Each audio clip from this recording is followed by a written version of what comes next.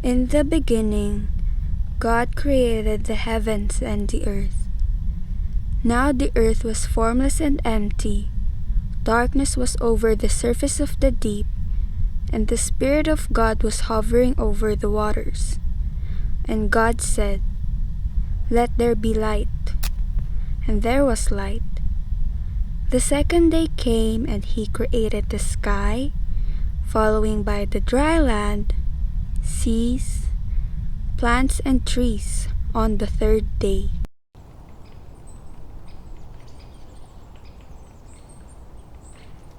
Trees. Trees help sustain our life on Earth for thousands of years. It is a vital part of our planet's ecosystem. It gives us oxygen, store carbon, stabilize the soil, and give life to the world's wildlife. They not only give life, but they also improve livelihoods. We rely our products mostly on trees, including the making of pencils and papers. And due to lack of resources and clarity around forest ownership, illegal logging happens.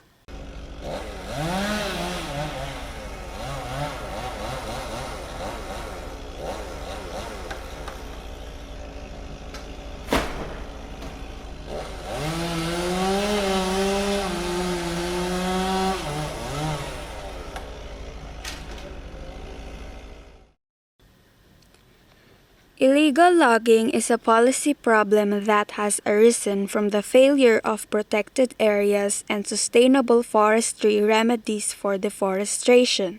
Nevertheless, illegal logging in some parts of the world is a centuries-old problem rooted in social conflicts over access to forest resources. Illegal logging is complex. It involves broad networks of power and influence that operate across many geographic, socio-political, and economic contexts. It is not simply a question of poor villagers with chainsaws. Illegal logging occurs when timber is harvested, transported, processed, bought or sold in violation of national or international laws. It is driven by demand for timber, paper and derivative products, including packaging. Another cause of illegal logging is forest conversion.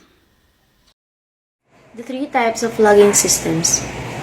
Innovations took on the logging industry in full force, making the process of logging much more efficient. The innovation eventually led to the three types of logging systems: clear cutting, shelter wood, and selective cutting.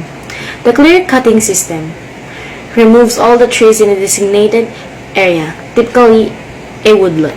The reason many logging companies practice clear cutting is simply because it's fast and cheap. Of course, there's always a trade-off. Despite wood being a renewable source, many environmental advocates are strongly against clear cutting for a few reasons. First, clear cutting can destroy wildlife's habitat. Another common logging technique is a shelter wood system, as opposed to taking every and any tree in a particular area.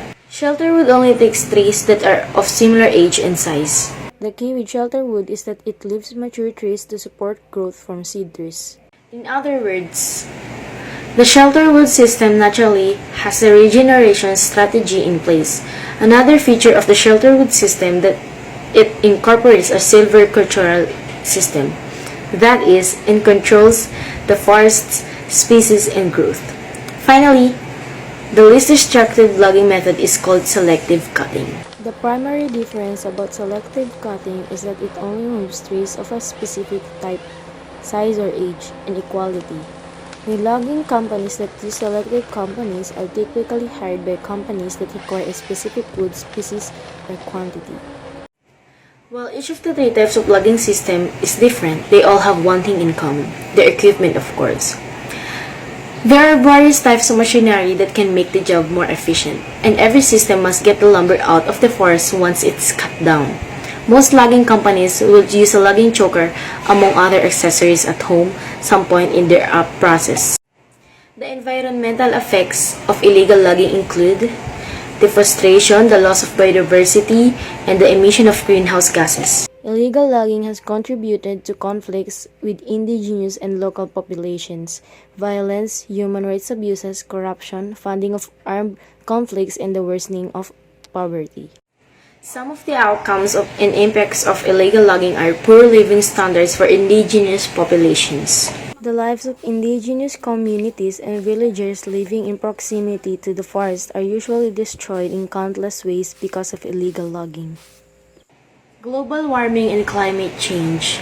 Illegal logging destroys trees that act as carbon sinks and climate regulators, which play a significant role in global warming and climate change. The loss of biodiversity. Forest loss as a result of illegal logging is a threat to biodiversity in forest habitats. More and more species are unable to survive as the practice denies the habitat that crucial natural incontactness. Extensive fragmentation and degradation of the forests have put more animal and plant species in the verge of extinction. Economic losses. Governments lose revenue from duties and taxes and other costs related to the management of illegal logging. Besides the losses are not only in the terms of current revenue, but may also lead to major economic ramifications in the future due to the degradation of valuable natural resources. All countries will feel the combined problems in the long term. While other people and countries may think that it only affects the producing countries, long-term climatic, economic, and environmental problems will affect most of the countries in the world. Logging occurs for many economic reasons such as agriculture, planting crops, cattle ranching, mining, oil and gas extraction, development, and subsistence farming. the logs or wood are also used to make homes, furniture, paper, pencil, wood chips for packaging products, fuel for cooking and providing heat for homes, etc. There is a type of logging practice called strip logging. This is designed to mimic the natural succession regrowth of a rainforest. This process allows the forest to regenerate faster. It doesn't destroy as much of the rainforest as clear cutting. Strip logging is a more maintainable way of logging.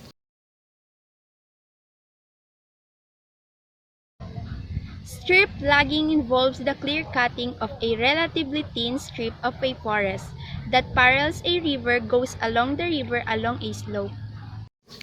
A gallery forest bordering the river is left intact, but a strip is cut immediately upslope and the desirable timber is removed by a road that is also designed to parallel the river. Another strip is cut several years later upslope from the first strip. Nutrients are replaced from the remaining trees upslope.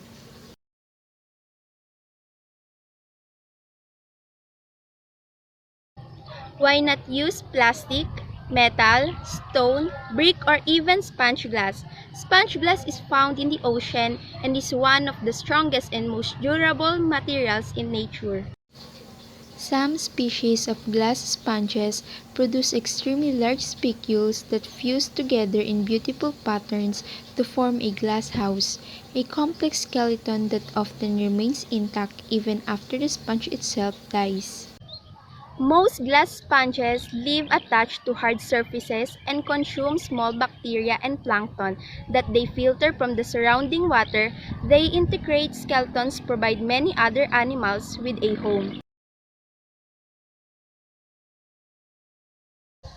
At this point, it is significant to encourage younger people to think about the importance of sustainability and preserving our forests for future generations. They clean the air we breathe, they regulate the Earth's climate, and are home to millions of plant and animal species as well as millions of people. Small steps count, such as saving papers can make a big difference, plus helping local communities to care and protect the rainforest. Forests can recover on their own if we give them time and space, and planting more can help the animals to survive.